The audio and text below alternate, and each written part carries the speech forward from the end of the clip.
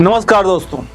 मुख्तार अंसारी के परिवार को एक और लगा सबसे बड़ा झटका। जी हां, मुख्तार अंसारी के बेटे अब्बास अंसारी को हेट स्पीच के मामले में कल ही 2 साल की सजा हुई है और इसी के साथ मुख्तार अंसारी और उनके बेटे की राजनीतिक विरासत भी अगर कहें तो पूरी तरह से खत्म होने की तरफ अग्रसर हो चुकी है। मऊ कोर्ट ने यह बड़ा फैसला यहां पर सुनाया है और 2022 का यह मामला बताया जा रहा है। अब्बास अंसारी को हेट स्पीच मामले में 2 साल की सजा दी गई है। इससे पहले उन्हें दोषी करार दिया गया था और अब सजा का ऐलान किया गया है।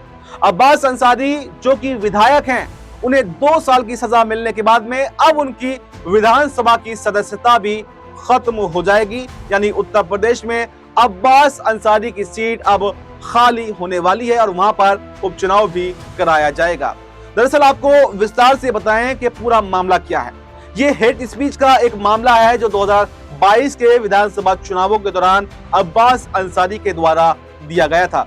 ये उस वक्त एक रैली को संबोधित कर रहे थे। उन्होंने कहा था कि मैं अखिलेश यादव जी से कह करके आया हूं कि सरकार बनने के 6 महीने बाद में कोई भी अधिकारी का ट्रांसफर पोस्टिंग नहीं होगी। पहले उनका हिसाब किताब होगा, बाद में उनका ट्रांसफर किया जाएगा। यानी सीधे सीधे तौर पर वो अधिकारियों को धमकाते हुए दिखाई दे रहे थे।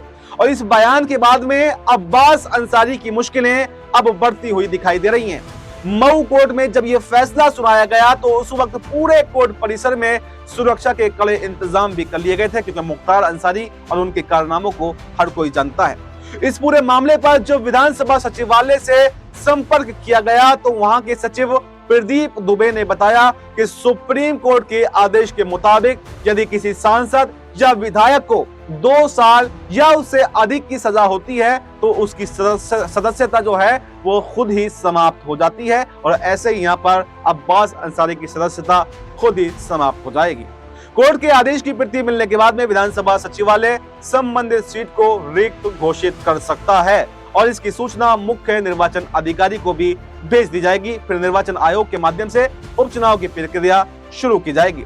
इसका मतलब ये साफ साफ दिखाई दे रहा है कि अब्बास अंसारी की विधायकी अब समाप्त होने वाली है। बस कुछ फॉर्मेलिटीज की देर जो है वो बची हुई है। जैसे ही ये विधानसभा सचिवालय के पास ये बात पहुंचेगी, ये लेटर पहुंचेगा, तो उनकी विधायकी समाप्त कर दी जाएगी।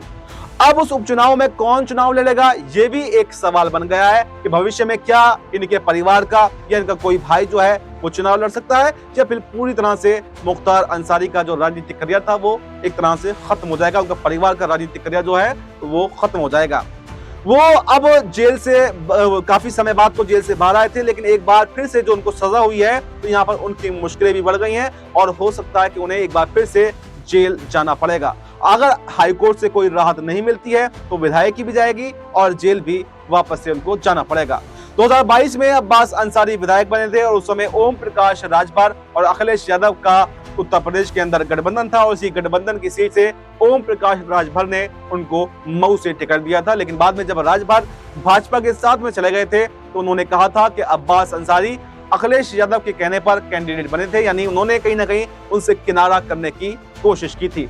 अगर हम मुख्तार अंसारी की राजनीतिक विरासत की बात कर लें तो इस समय उनके बड़े भाई अफजाल अंसारी, वो भी समाजवादी पार्टी से गाजीपुर के सांसद हैं।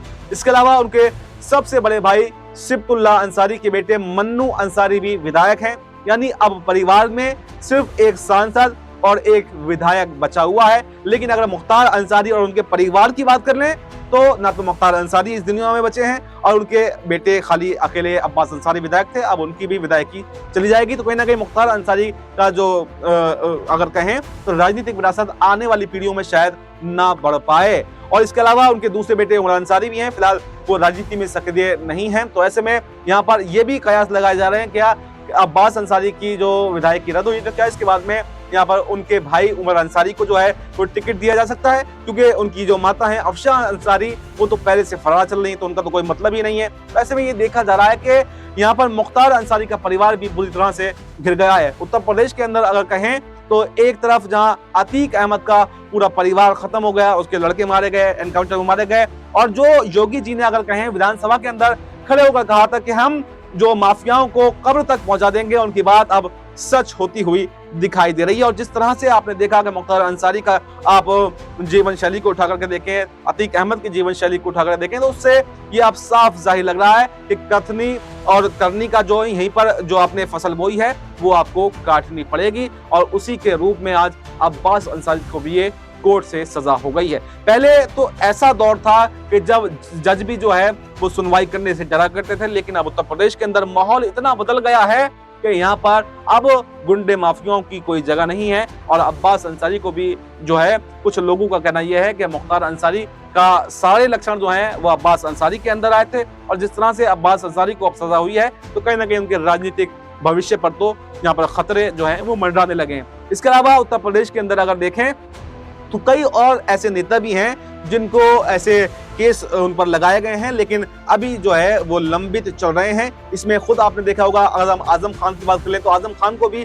2019 के लोकसभा चुनाव में एक हेट स्पीच के मामले में दोषी करार दिया गया था, और अभी तक आजम खान तो जेल के अंदर भी बने, क्योंकि उनके ऊपर तो 100 से ज्यादा मुकदमे लगाए गए थे। और उनके बेटे अब्दुल्ला आजम जो है वो भी कहीं ना कहीं दोषी पाए गए थे, जिसके बाद में उनकी विधायकी भी चली गई थी।